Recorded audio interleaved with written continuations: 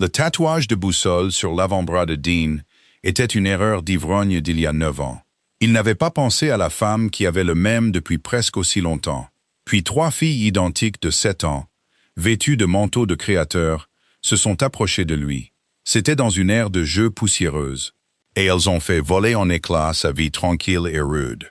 Dean ne croyait pas au hasard heureux. Il croyait en l'intégrité structurelle du chêne. Il croyait en la réalité inéluctable des impôts fonciers, et au fait qu'un garçon de 6 ans pouvait survivre uniquement de nuggets de poulet et de pure volonté chaotique. C'était un mardi après-midi. L'air du parc avait un goût de terre humide et de gaz d'échappement. Il venait de l'autoroute voisine. Dean était assis sur un banc vert et éclaté. Il tenait dans ses mains rugueuses un gobelet en carton tiède rempli de café amer. La sciure incrustée dans sa peau donnait à ses doigts une sensation de papier de verre.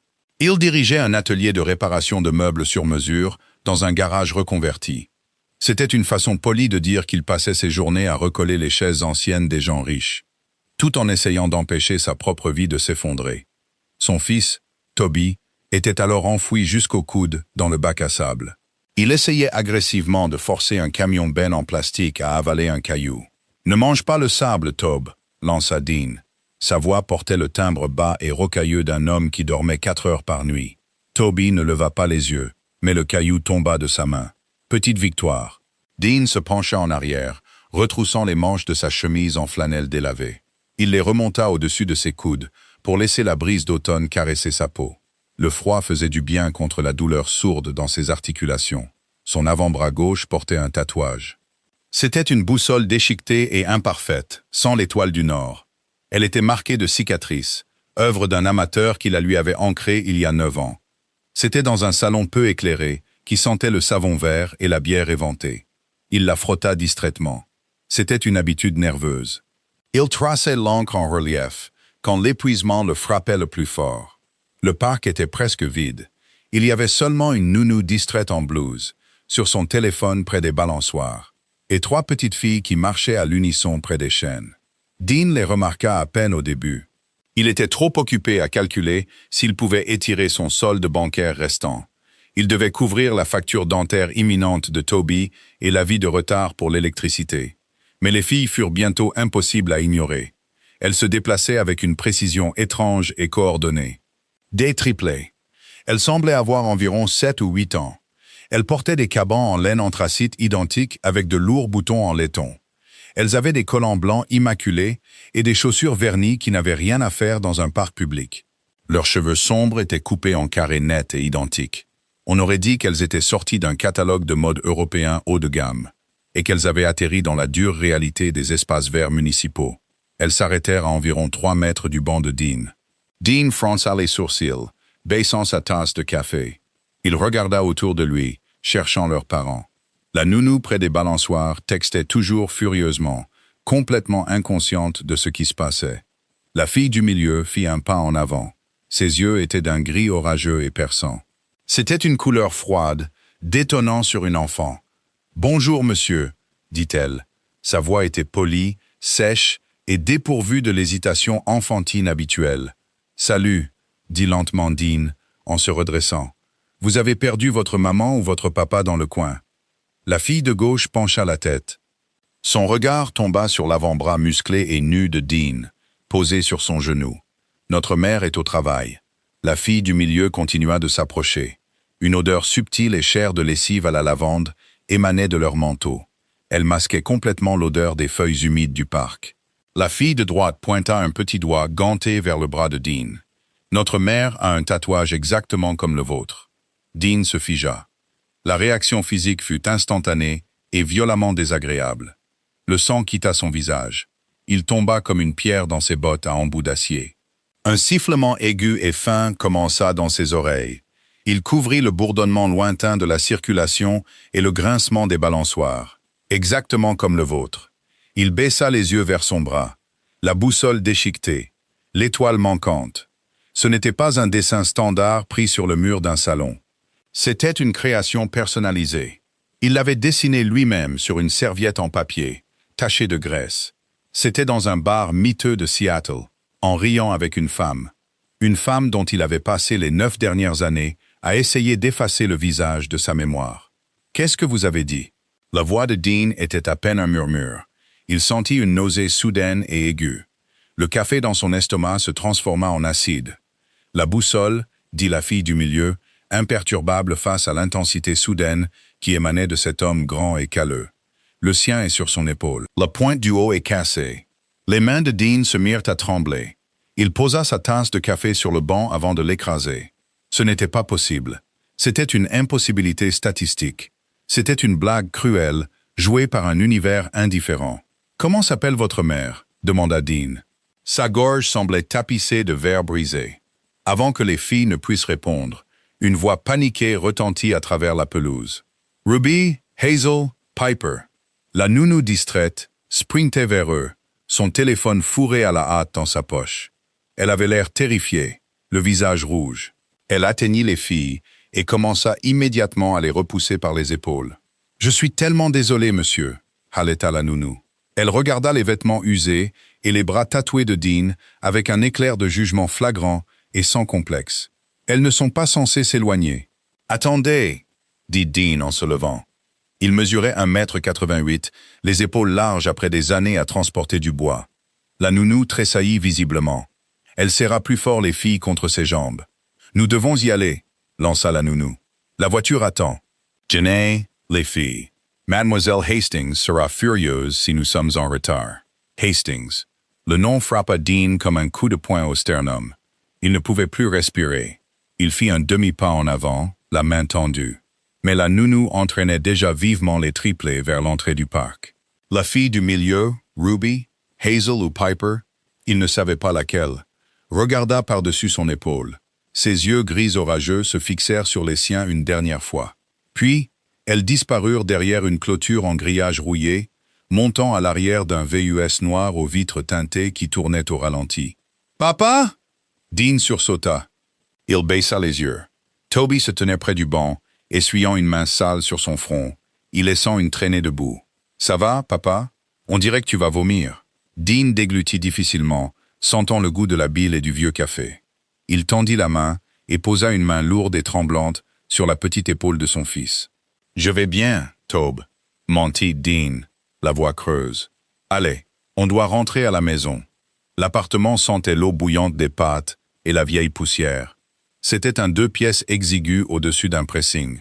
Il vibrait légèrement chaque fois que les presses commerciales du rez-de-chaussée se mettaient en marche.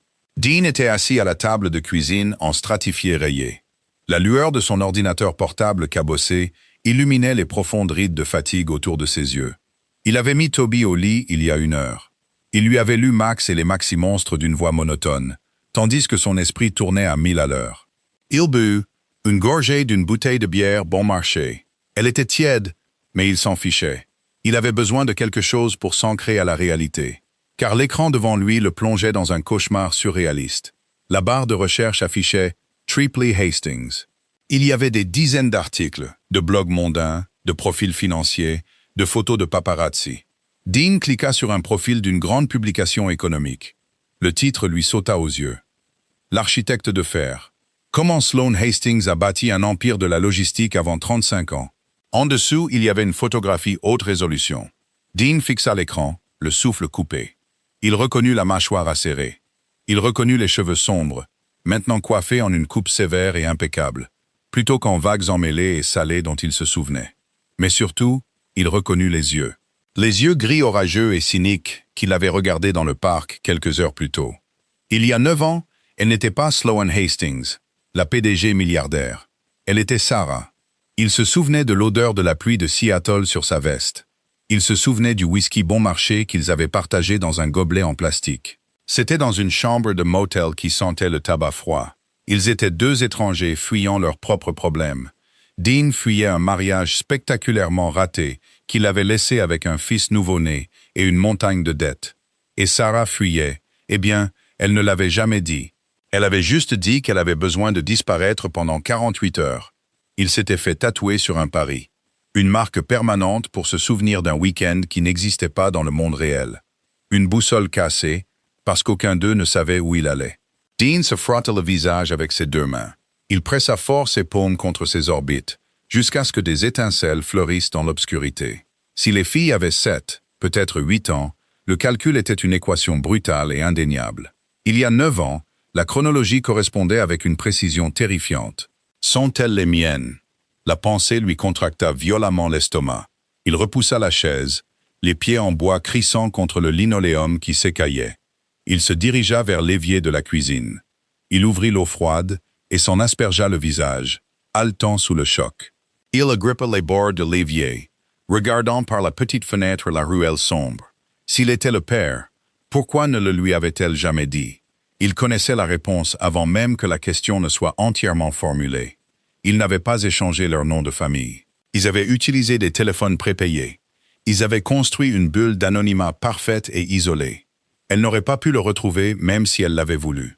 Mais elle était Sloane Hastings. Si elle avait vraiment voulu trouver un menuisier de l'Oregon, les ressources d'une milliardaire auraient pu le faire. Il retourna à la table et fit défiler l'article plus bas. Il détaillait sa prise de contrôle impitoyable de l'entreprise de transport en faillite de son père, son expansion agressive dans les chaînes d'approvisionnement autonomes, et sa vie privée farouchement gardée. L'article mentionnait qu'elle était mère célibataire de triplé. Aucune mention d'un père, aucune mention d'un mari. Dean cliqua sur une galerie d'images. Il fit défiler des photos de Sloane à des galas et dans des salles de conseil, sortant d'hélicoptères. On aurait dit qu'elle était enfermée dans une armure. Des chemisiers à col haut, des blazers sur mesure qui coûtaient plus cher que le camion de Dean. Puis il la trouva. Une photo prise sur le vif lors d'un bal de charité il y a 3 ans. Elle portait une robe de soirée dos nu, se détournant de l'appareil photo avec agacement.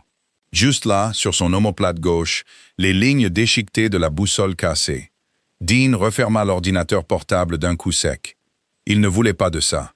Il s'était construit une vie fragile et tranquille pour lui et Toby. Ils avaient une routine. Ils avaient une stabilité, même si elle était perchée au bord d'un précipice financier. Injecter une PDG milliardaire et 3 filles soudaines dans le mélange n'était pas seulement compliqué. C'était une bombe qui attendait de faire exploser tout ce qu'il avait réussi à sauver. Il devrait s'en aller. Il devrait effacer son historique de recherche. Oublier les yeux gris de la petite fille dans le parc et retourner poncer des armoires en acajou demain matin. Mais le souvenir de l'aiguille bourdonnant contre sa peau, le souvenir de son rire cynique et meurtri dans cette sombre chambre de motel, lui rongeait les côtes. Il était un père. Il connaissait la responsabilité profonde et terrifiante que cela impliquait. Si ses filles étaient sa chair et son sang, vivant dans une tour de verre avec une femme qui s'était coupée du monde, pouvait-il vraiment leur tourner le dos? Il sortit son téléphone de sa poche. L'écran était fissuré, formant une toile d'araignée sur le verre.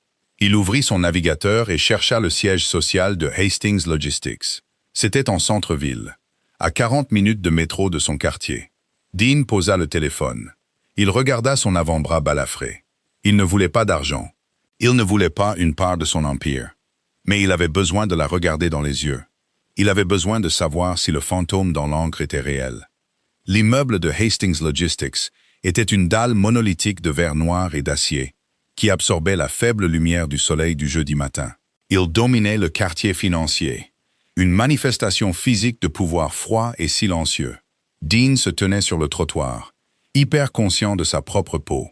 Il portait ses meilleurs vêtements, un jean foncé non déchiré, des bottes de travail propres, une lourde veste en toile sur un t-shirt à manches longues gris. Pour lui, c'était un uniforme respectable. À l'ombre de la tour Hastings, au milieu d'un flot de cadres en laine peignée et en cuir italien, il ressemblait à un intrus. Il sentait le savon irlandais bon marché et la légère odeur tenace de térébenthine qui vivait en permanence sous ses ongles. Il prit une bouffée d'air de la ville, ozone, noix grillée, béton froid, et poussa les portes tournantes. Le hall était une caverne de marbre blanc poli. Les bruits de pas claquaient sèchement, résonnant sur les hauts plafonds. La climatisation était agressive, diffusant une odeur stérile et synthétique d'agrumes. Dean s'approcha de l'immense bureau d'accueil incurvé. L'agent de sécurité, un homme dont le costume était tendu sur des épaules massives, repéra instantanément les bottes éraflées de Dean. « Puis-je vous aider ?» demanda la réceptionniste. Elle portait un casque élégant et un sourire poli aux yeux morts. « Je dois voir Sloane Hastings, » dit Dean. Sa voix, graveleuse et basse, écorchait l'acoustique feutrée de la pièce. Le sourire de la réceptionniste ne vacilla pas.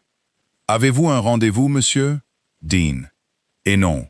Dites-lui simplement que Dean est là. » L'agent de sécurité déplaça son poids, réduisant la distance d'un demi-pas. « L'agenda de Madame Hastings est complet des mois à l'avance. Nous ne recevons pas son rendez-vous. »« Je ne partirai pas, » déclara Dean. Il n'éleva pas la voix, mais ses pieds étaient fermement plantés sur le marbre. L'immobilité soudaine et dense de sa posture fit tressaillir la main du garde vers une radio accrochée à sa ceinture.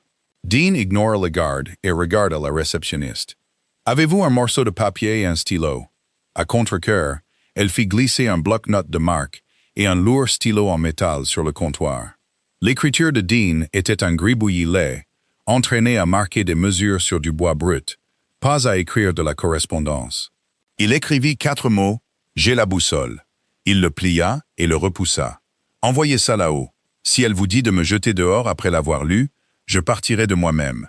Sans problème. » La réceptionniste échangea un regard avec le garde, qui haussa légèrement les épaules.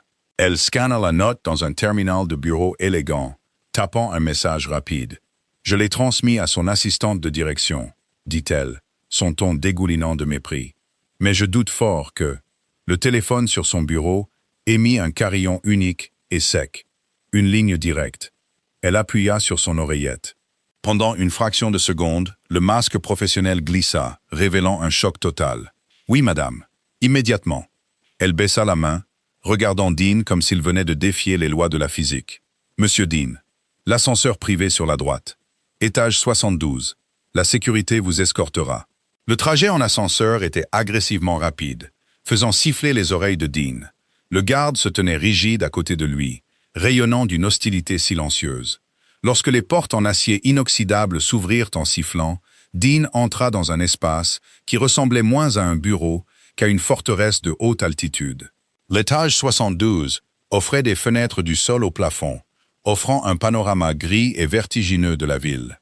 La moquette était assez épaisse pour avaler le son de ses bottes lourdes. Des œuvres d'art abstrait originales et intimidantes bordaient les murs. L'air sentait la bergamote et le thé noir coûteux. Au fond, derrière un bureau fait d'une seule dalle de noyer brut reposant sur des blocs de verre, se tenait Sloane Hastings. Elle était tournée, regardant l'horizon.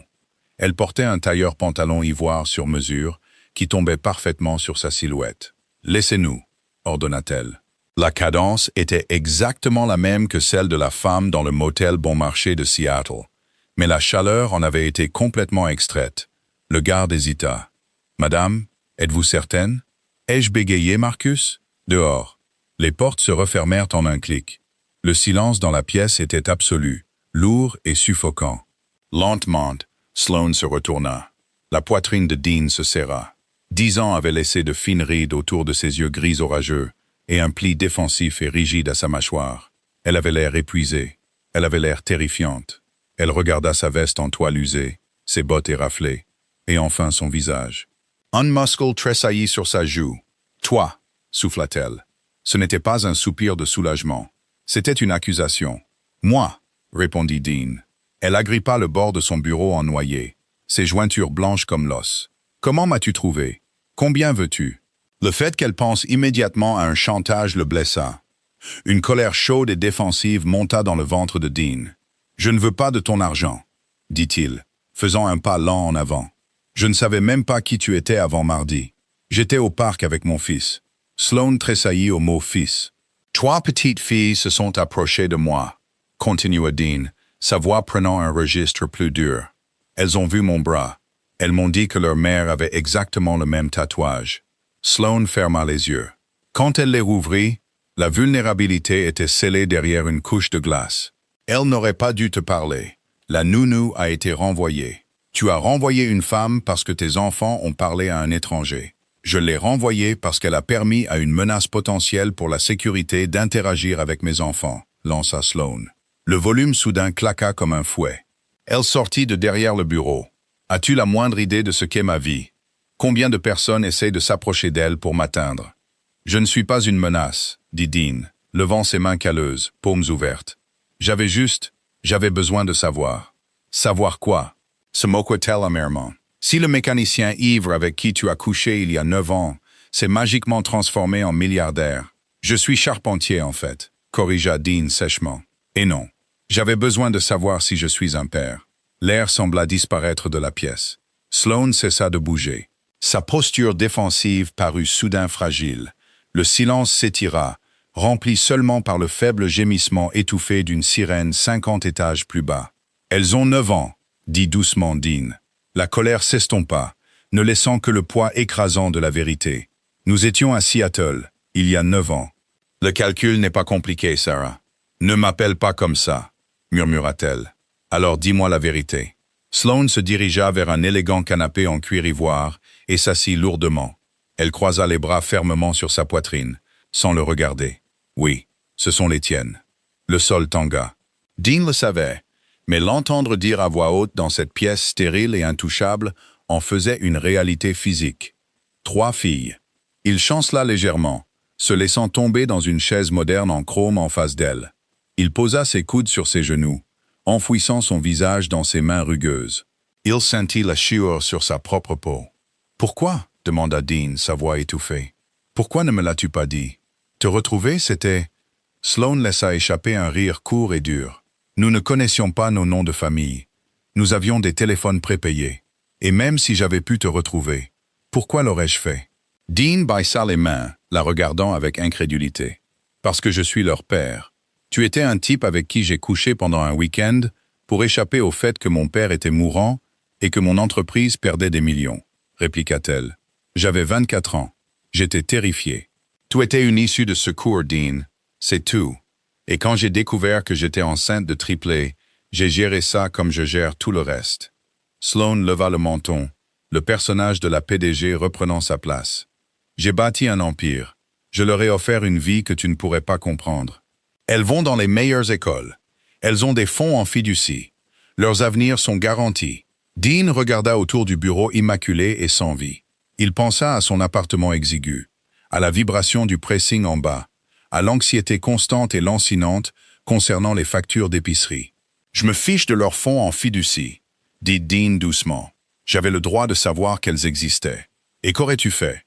le défia Sloane en se penchant en avant. « Te battre avec moi pour la garde ? Nous vivons dans 2 univers différents, Dean. Te traîner dans leur vie maintenant ne fera que les embrouiller. Ce sont elles qui sont venues me voir. Elles savent que quelque chose nous relie. » Sloane détourna le regard, la mâchoire serrée. « Elles sont incroyablement observatrices. Comment s'appellent-elles » Elle hésita, regardant ses mains abîmées. Ruby, Hazel, Piper. Laquelle était au milieu?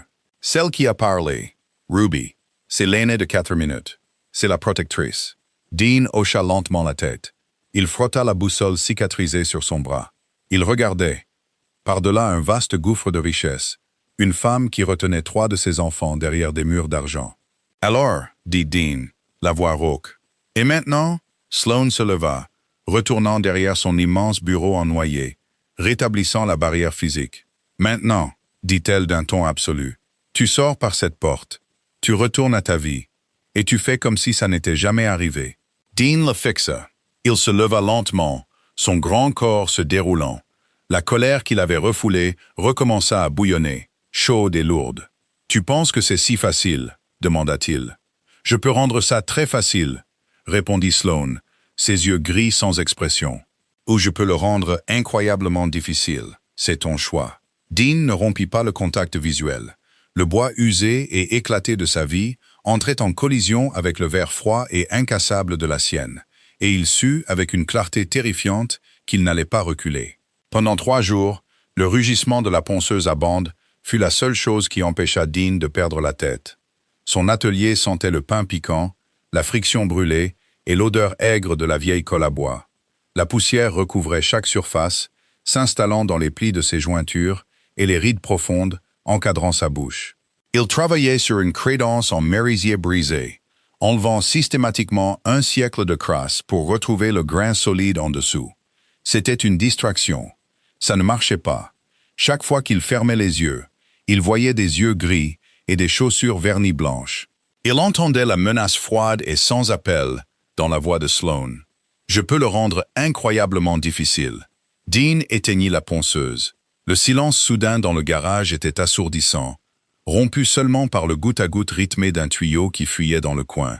Il essuya un chiffon taché de graisse sur son front, s'appuyant lourdement contre son établi. Il n'était pas de taille, il le savait. Si Sloane voulait l'enterrer sous des papiers juridiques, elle avait une petite armée d'avocats pour le faire. Elle pourrait vider ses économies inexistantes en une semaine. Mais la pensée de ne plus jamais revoir ses 3 filles, de les laisser grandir en pensant que l'homme à la boussole assortie n'était qu'un fantôme qui s'en fichait, lui faisait physiquement mal à la poitrine. Un crissement lourd et définitif de pneus sur le gravier meuble le tira de ses pensées. Dean leva les yeux.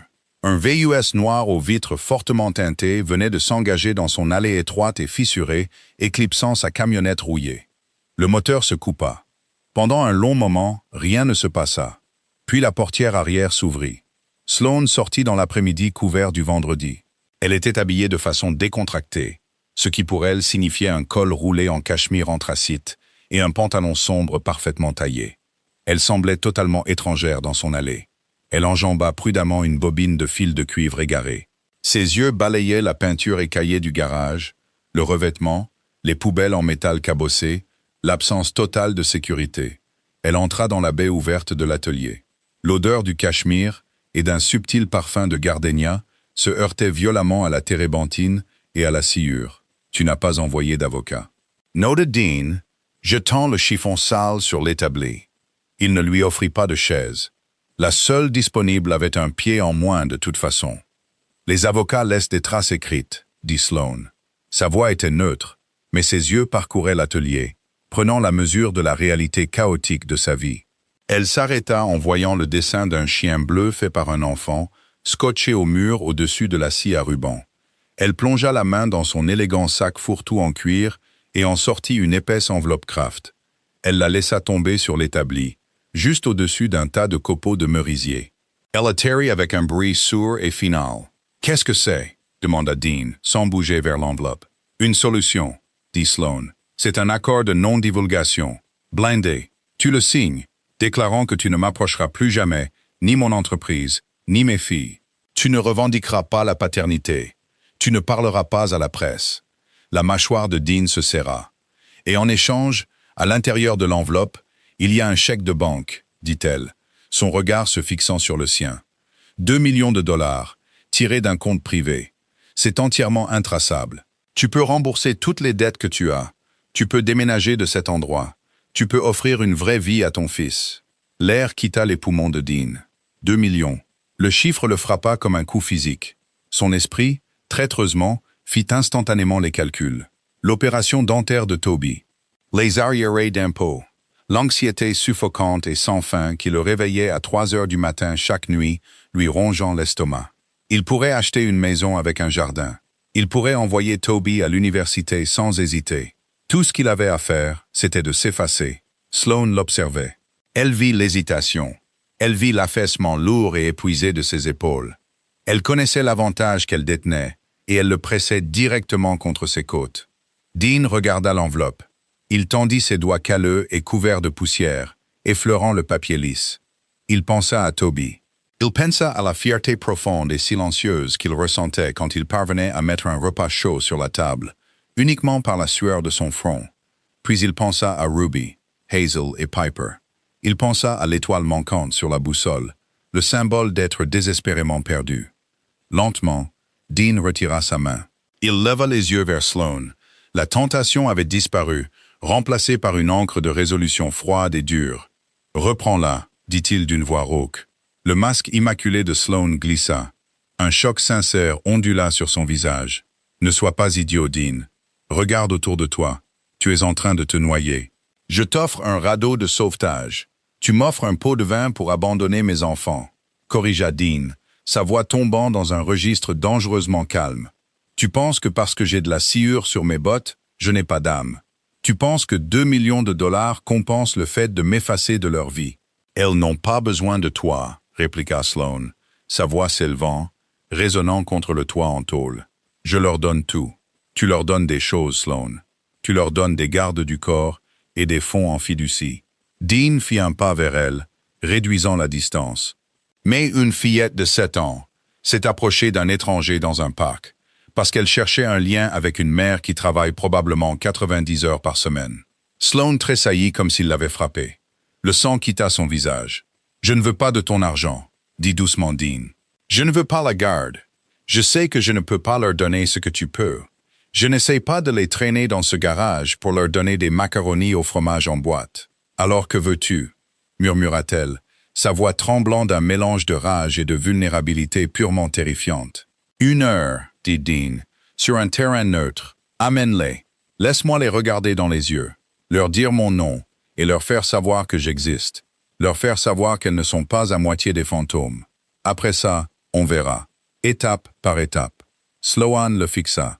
Elle regarda la lourde enveloppe sur la table, puis son avant-bras balafré, la boussole ancrée, nette contre sa peau. C'était une femme qui avait combattu des OPA hostiles et des mutineries de conseil sans sourciller.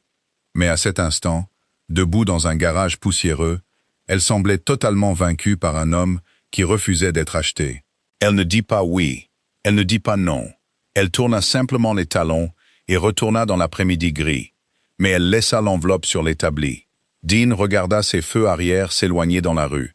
Il ramassa l'enveloppe, se dirigea vers la poubelle et la jeta dedans, sans l'ouvrir. Le conservatoire botanique de la ville était un immense dôme de verre et d'acier, très humide et sentant la terre mouillée, les fougères écrasées et le jasmin en fleurs. C'était calme un dimanche matin, l'air épais et chaud. Dean était assis sur un banc de pierre près d'un banyan tentaculaire. Il portait une chemise en flanelle propre, les cheveux peignés. Ses mains avaient été frottées à la pierre ponce jusqu'à ce que la saleté incrustée ait presque disparu. À côté de lui, Toby balançait ses jambes, une barre de céréales à moitié mangée, serrée dans son poing. « Alors, j'ai des sœurs ?» demanda Toby, prenant une énorme bouchée. Le concept ne semblait pas du tout le perturber. Pour un enfant de 6 ans, le monde était de toute façon une série d'événements aléatoires et chaotiques. Des demi-sœurs. « Ouais, mon grand, » dit Dean, son cœur battant violemment contre ses côtes. « 3. Elles sont cool ?»« Je ne sais pas encore, » admit Dean, offrant un sourire crispé et nerveux. « On va le découvrir. » Un cliquetis doux et rythmé de pas sur le sentier dallé fit lever les yeux à Dean. Sloane marchait vers eux. Elle portait un simple trench coat beige, les cheveux attachés en arrière par une pince lâche. L'armure était retirée. Elle avait l'air fatiguée. Elle avait l'air humaine. Légèrement derrière elle se trouvaient les triplés. Elle portait des salopettes en jean et des pulls jaunes assortis. Une tentative évidente et forcée de tenue décontractée, bien que leur posture soit toujours rigide. Dean se leva. Il essuya ses paumes sur son jean. Sloane s'arrêta à quelques mètres. Elle regarda Dean, puis Toby, qui mâchait bruyamment et fixait les filles avec une curiosité large et sans complexe. « Les filles, » dit Sloane, sa voix plus douce que Dean ne l'avait jamais entendue. « Voici Dean, et voici son fils, Toby. » Les triplés le fixèrent. C'était troublant, le poids synchronisé de 3 paires d'yeux gris identiques. Ruby, celle du milieu, s'avança. Elle ne regarda pas le visage de Dean. Elle regarda son bras gauche. Les manches de sa flanelle étaient retroussées. La boussole déchiquetée était visible. « Tu n'as pas pris l'argent ?» dit Ruby. Dean s'étouffa. Il leva les yeux vers Sloane, horrifié. Sloane offrit un léger haussement d'épaule défensif. « Je te l'ai dit. Elles sont incroyablement observatrices. Elles entendent des choses. » Dean s'accroupit, ses genoux craquant dans la serre silencieuse. Il était maintenant à hauteur des yeux de Ruby. Il n'essaya pas de sourire. Il la regarda simplement avec une honnêteté stable et ancrée. « Non, » dit doucement Dean. « Je ne l'ai pas pris. »« Pourquoi ?» demanda Hazel, s'avançant à côté de sa sœur. « 2 millions de dollars est un actif à haut rendement. Tu aurais pu générer un retour annuel de 5%. Dean cligna des yeux un instant, déstabilisé par la terminologie financière sortant de la bouche d'une enfant de 7 ans. Il laissa échapper un petit rire rauque. « Parce que certaines choses ne sont pas à vendre, » dit Dean. Il plongea la main dans la poche de sa veste. Il en sortit 3 petits objets et ouvrit la main. Sur sa paume calleuse reposaient 3 médaillons en bois sculptés dans le merisier qu'il avait poncé le jour de la visite de Sloane. Ils étaient polis et lisses, le grain rouge et riche brillant dans la lumière diffuse de la serre. Sur chacun d'eux était gravée une boussole. Mais contrairement au tatouage sur son bras ou à celui sur l'épaule de leur mère, ces boussoles étaient entières. L'étoile du Nord était fermement en place. Je fabrique des choses. Dites Dean, la voix épaisse d'émotion. C'est ce que je fais. Je répare ce qui est cassé. Je ne peux pas réparer les 7 dernières années. Je n'étais pas là, mais je suis là maintenant. Il leur tendit le bois. Pendant un long moment, personne ne bougea. L'air dans le conservatoire semblait incroyablement lourd. Puis Piper, la plus silencieuse des trois, tendit une petite main pâle et prit l'un des médaillons. Elle traça l'étoile sculptée avec son pouce. « Ça sent le feu de camp », murmura-t-elle. « C'est du merisier. » Intervint Toby en sautant du banc. « Mon père sent ça tout le temps. Parfois, il sent la colle aussi. »« Vous aimez les grenouilles ?» J'en ai vu une très grosse près des nénuphars. La posture formelle et rigide des filles vacilla. Elles regardèrent Toby, puis leur mère. Sloane déglutit difficilement. La glace dans ses yeux avait complètement fondu, laissant derrière elle un voile de larmes non versées.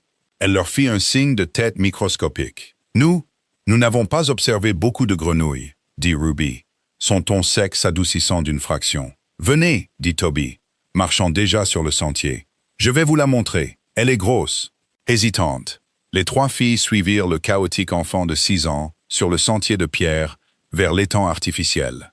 Dean se releva lentement. Il les regarda partir, le nœud lourd dans sa poitrine, commençant enfin à se desserrer douloureusement. Il se tourna pour regarder Sloane. Elle observait les filles. Ses bras étaient croisés fermement contre sa poitrine. Une seule larme coula sur sa joue et elle l'essuya rapidement, embarrassée. « Elles sont magnifiques, Sarah, » dit doucement Dean. Sloane laissa échapper un souffle tremblant. Elle ne corrigea pas son utilisation du nom cette fois. « Elles sont difficiles. » Corrigea-t-elle doucement. « Elles se disputent en latin. Elles critiquent mon portefeuille d'action. Et elles terrifient le personnel de maison. Tant mieux. » Dean sourit d'un vrai sourire tordu. « Elles auront besoin d'être fortes. » Il ne fit pas un pas pour la serrer dans ses bras. Il ne tendit pas la main vers elle. Le gouffre entre leurs mondes était toujours là, vaste et compliqué. Il était toujours le mécanicien dans le garage poussiéreux. Elle était toujours la reine d'une tour de verre. Il y aurait des avocats pour la garde, éventuellement. Il y aurait des disputes, des vacances gênantes et des chocs culturels massifs. Mais alors que Dean regardait Toby pointer avec enthousiasme un nénuphar, entouré de 3 filles en pull jaune identiques tenant des boussoles en merisier sculpté, il sut que la carte avait enfin été redessinée. Il n'était plus perdu. Merci beaucoup d'avoir regardé les derniers chapitres de cette histoire. Si le combat de Dean pour être un père vous a touché, s'il vous plaît, appuyez sur le bouton « J'aime ». Partagez cette vidéo avec quelqu'un qui aime les drames émotionnels et réalistes. Et abonnez-vous à notre chaîne pour plus d'histoires profondes centrées sur les personnages. Qu'avez-vous pensé de la décision finale de Sloane? Laissez vos avis dans les commentaires ci-dessous.